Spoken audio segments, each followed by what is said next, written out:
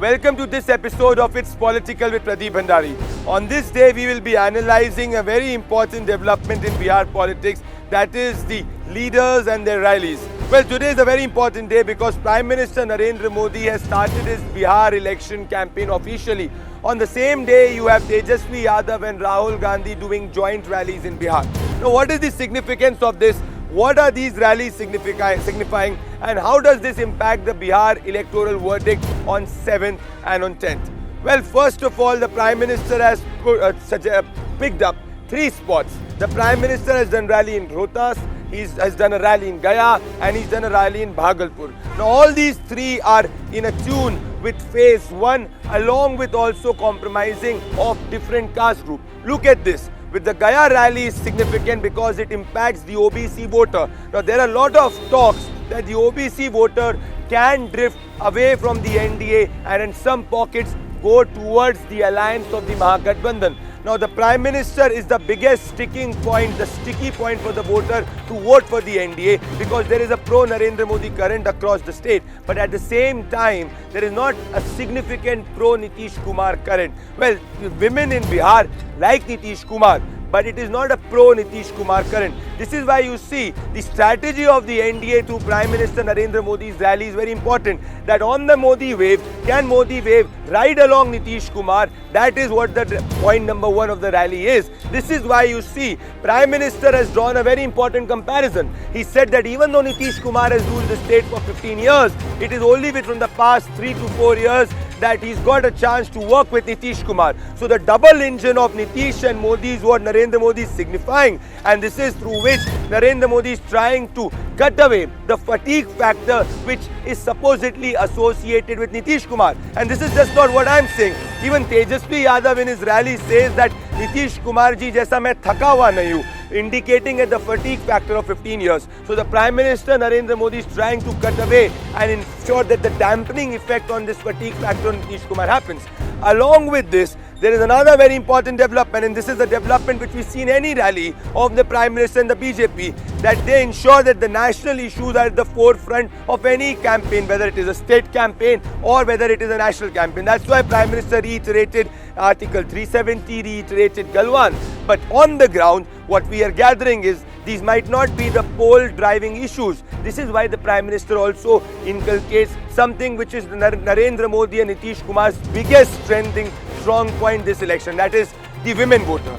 The Prime Minister iterated categorically that he's seeing a wave and a massive support of women trying to get back NDA. Now look at the contrast between this and Tejasvi Yadav's rally, which is all heavily dominated on youth, and he is delivering on the poll plank of Berozgari, that is unemployment, and change which needs to happen in Bihar.